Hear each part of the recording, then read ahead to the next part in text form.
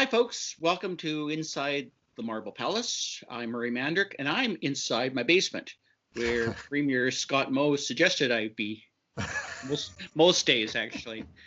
Actually suggesting we all should stay at home, except when we should not stay at home, or that we shouldn't criticize people who are staying at home, even though he's telling everyone to stay at home. But we'll get into that in a moment with my two colleagues. Today, as usual, is Arthur White-Crummy from the Leader Post, who covers the legislature. And joining us once again, and thank you for doing so, Adam Hunter, the CBC legislative reporter in Saskatchewan. Hi, guys. Hi, guys. Happy to be here. Well, I am too. I'm just happy to be anywhere. Did you know 62 straight hours of minus 40 wind chill? Sixth longest stretch ever. So maybe it is a good thing we're staying at home. That's a Regina record, or we're heading towards a Regina record, which I think is 109 hours or something. Just read that online. Arthur, let's first talk about vaccines, which are slightly more pleasant than the weather. There was actually some good news on the vaccine front, and I want you to focus on why it's so important that people in the 60 age bracket are in the next selection of vaccine, because I think that's the wisest policy I've seen from government in a long time. Brilliant policy. Fill us in on what was announced in terms of the vaccine and why they chose to do it in this particular way in terms of the rollout, because there's some really actually important needed information here. Yeah, so we got the framework for phase 2 of the vaccine plan. We already knew roughly what was happening in phase 1, where we're still currently gradually, sluggishly working our way through. But when we get to phase 2, we learned for the first time, it's going to be a primarily age-based framework. So we're going to work our way down from people in their 60s in approximately 10-year age increments until we see you guys in 3 decades. Yeah, so you're right up there, Murray. If you haven't right already gotten your shot through phase 1, I mean, clearly.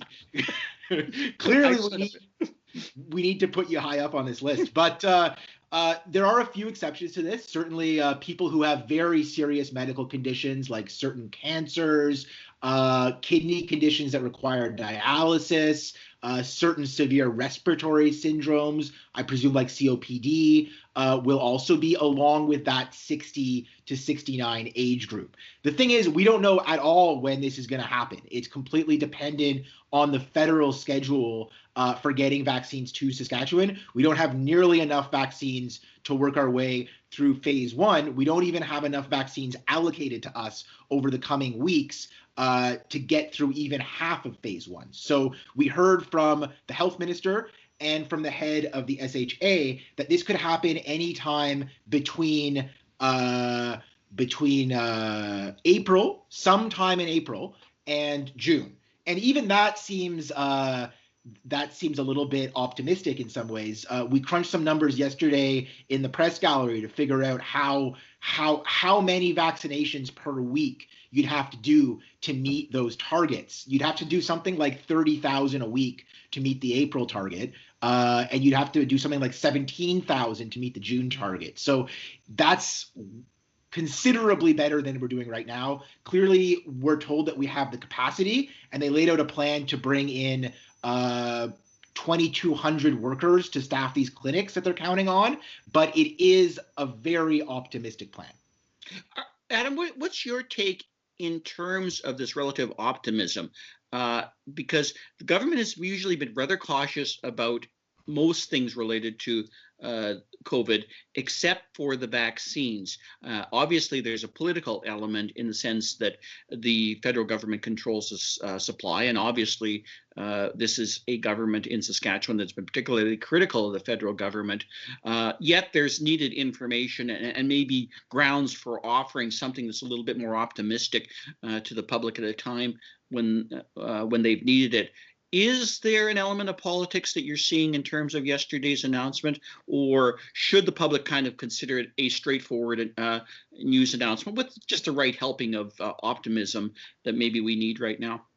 I think when other provinces are coming forward and saying they need they were coming forward with their plan, then Saskatchewan has to come forward with a plan as well. You know, that's kind of imperative that people know what's next and what to expect. And as Arthur said, we're a ways away from seeing phase 2.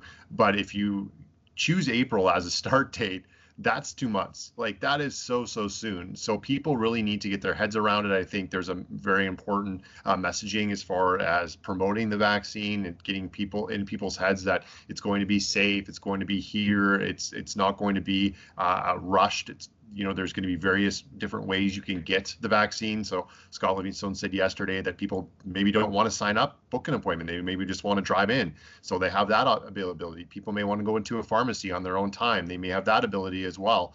And the other thing that was in here that I think took the politics out of it really was there wasn't one interest group that was chosen to be part of that 60 to 69. So we knew there was a lot of different groups that were hoping, and they were lobbying the government for that. And Paul Merriman said as much yesterday. He said everyone's worthy and everyone had a good argument, but we did this this way because age is the biggest risk factor for COVID-19, and the stats back that up. And so I know, the Teachers Federation, the police associations, firefighters, first responders, other people that aren't part of this initial phase one, and other healthcare workers are going to have to wait until their age comes up to get a vaccine. So I think that was one of the things that took the politics out of it. We've heard over the last few days, and I wrote about this last weekend, that a lot of federal government focus from the provincial government, that the last couple of news conferences with Scott Moe, including his address at the municipalities of Saskatchewan the other day, had to do with the federal government and relying on the federal government and being at the mercy, that was Paul Merriman's words yesterday, of the federal government, that this isn't up to the Saskatchewan government. There's nothing they can do to procure more vaccines.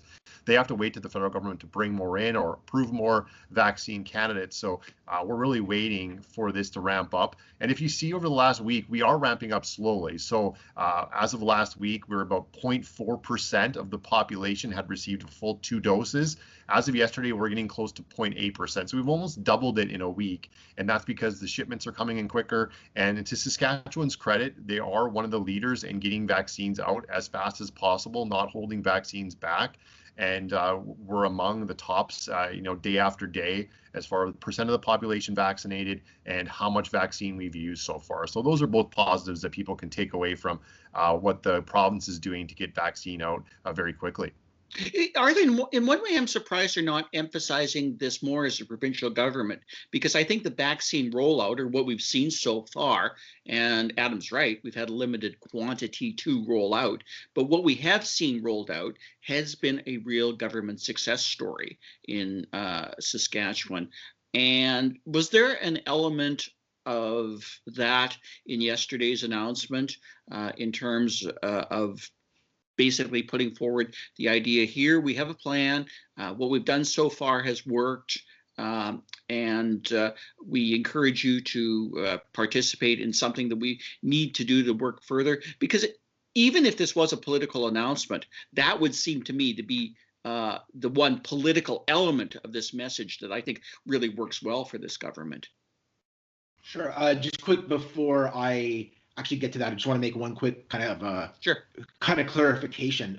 When I talked about the 30,000 per week or the 17,000 per week, that's to get through all of the remaining phase one vaccines by those targets, right? Because absolutely, we still have about 340,000 doses that we would need to administer with this 2-shot vaccine.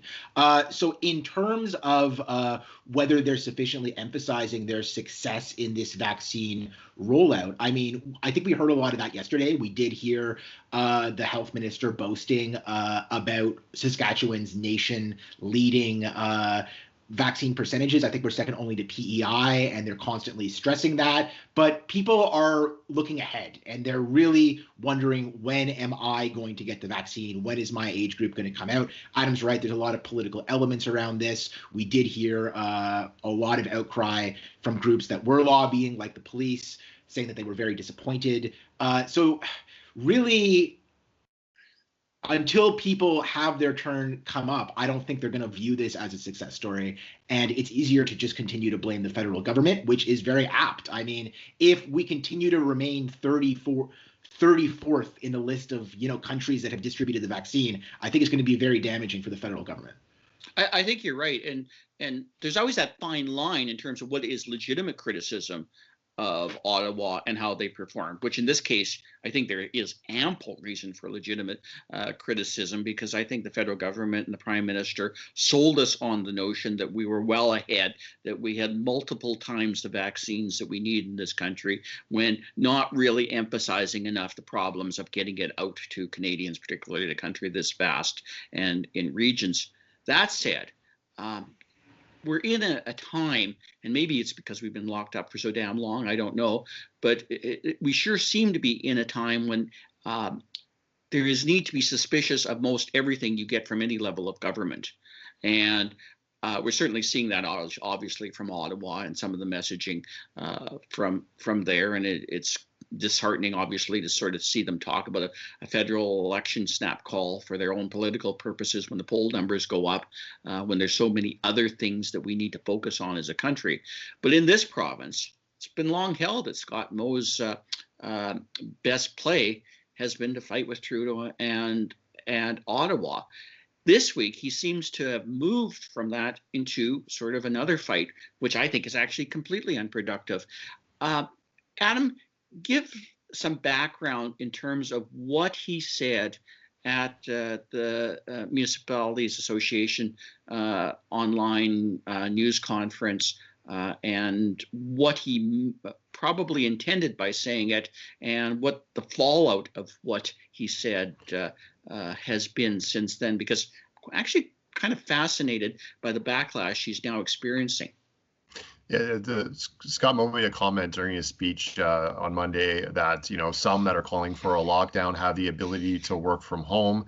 And as you said, that set off a bit of a reaction online, obviously, because not everyone who's wanting more restrictions is working from home. It was pointed out by many, and there's been stories, I know, by yourselves and others, and including the CBC, where people are pointing out that essential workers, including doctors, teachers, others, have been asking for more restrictions, and they are all going to work. So that was the main point of the comment. I noticed that yesterday, Premier Moe was on Rollout Radio with John Gormley, and he made the comment, and he was asked if he regretted it, and he said no, it's a true statement.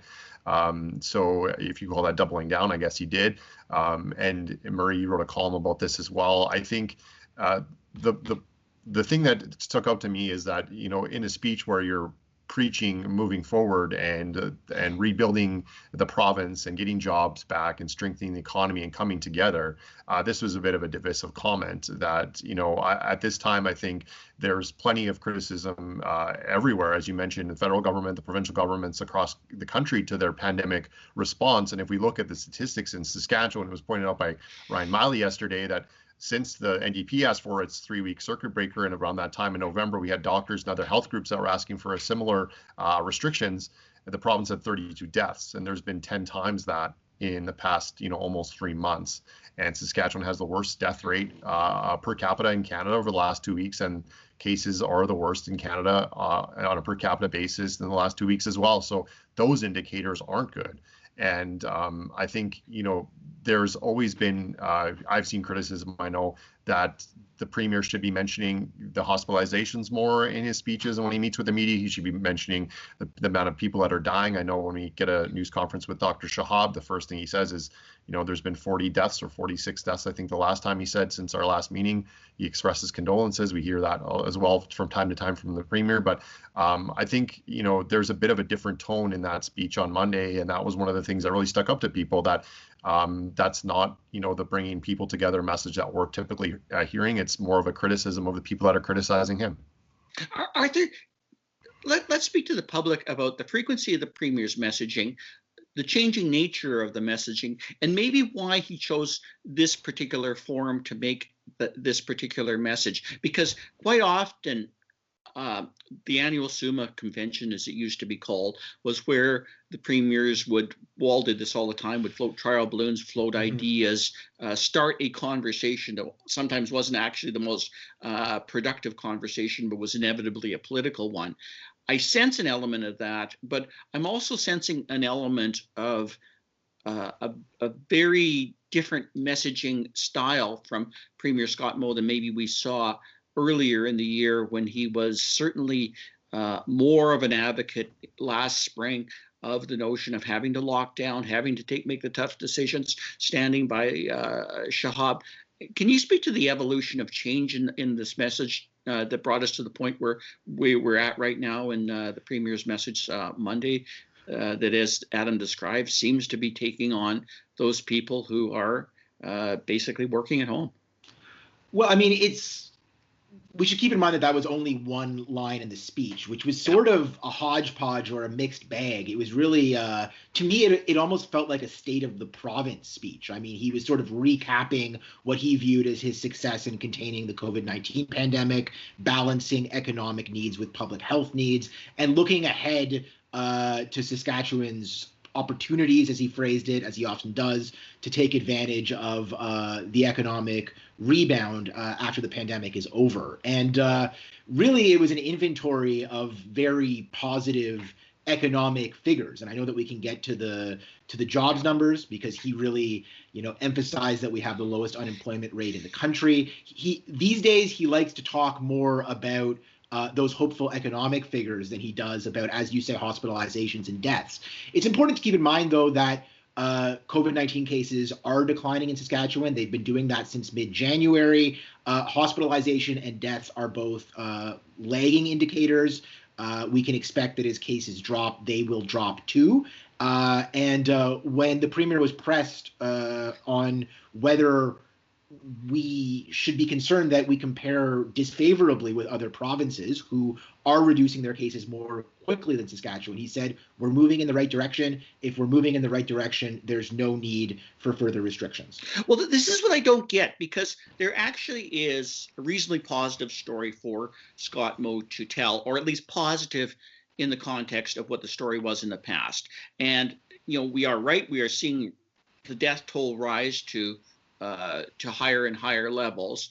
But all that said, if you look at sort of the positivity rate that we're seeing in Saskatchewan right now, if you look at other issues like the number of daily cases, we're seeing that fall as well. From that perspective, I really honestly think that the Premier could have phrased it better if he so chose, and basically saying, like, what we're doing right now is working. What we're doing right now is a winning formula.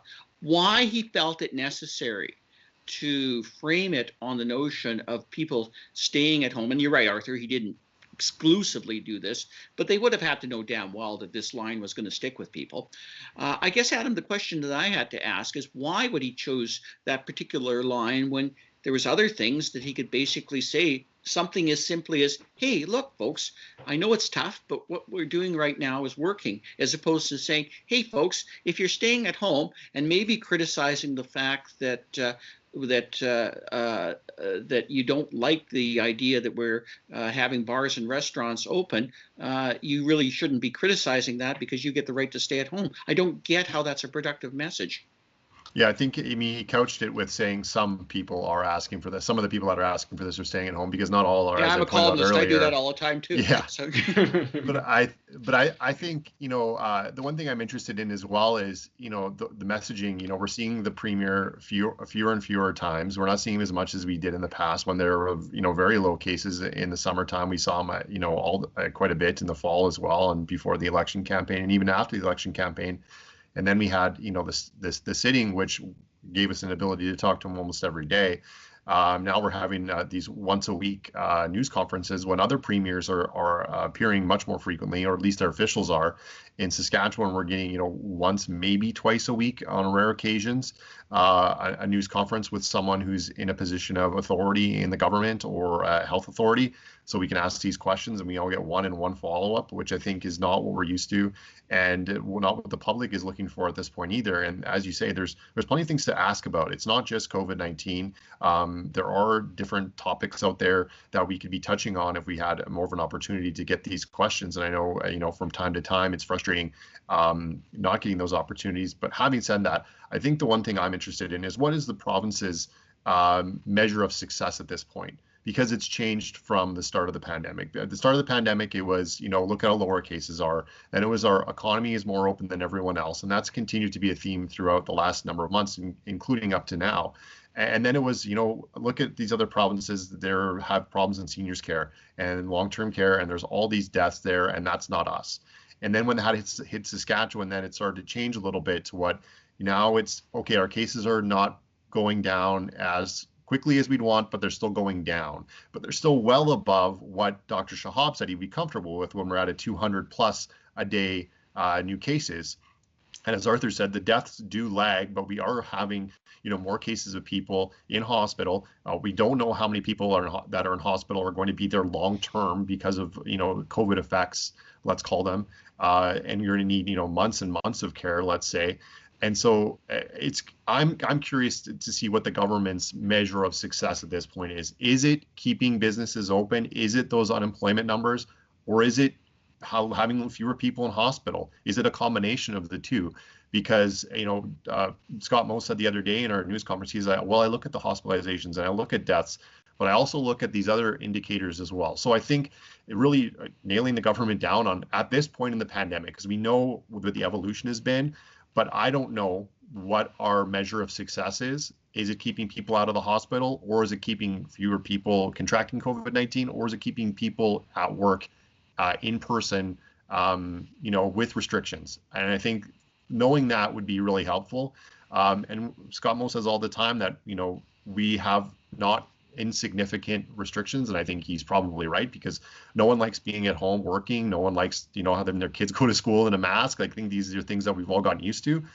But other provinces have really locked down more strictly than Saskatchewan has. And they're seeing their cases drop in some cases, like Alberta and Manitoba, more drastically and more dramatically. And of course, they were at a higher number than we were when they did, but they are seeing the results of those lockdowns. So I think, and the other thing I'll just mention very quickly is when people say restrictions, I think we have to be careful, because the Premier will say that, okay, we want to shut down. We want to lock everyone down. We want a stay-at-home order. And that's not necessarily what people who have been continuously asking for this are asking for. They've been asking for places like bars to be restricted to takeout only, to have fewer opportunities for people to interact, and for the government to get harder on those who do break the rules. And we've seen that recently. So I think there's a more nuance to it than just let's lock the province down. I think we have to look at those targeted measures they talk about, and where people that are asking for more restrictions and continue to ask for those, where they want the government to target those restrictions. Very quickly, because we have about a minute before we wrap up, February 19th is the next date upon which the current restrictions run out. And I suspect before then, probably next Monday or Tuesday, we're going to see an announcement as to what the new restrictions would be. Both of you, starting with you, Arthur, any guesses as to whether we'll see less or more restrictions, and if it's a lightening of the current restrictions, what they'll likely be?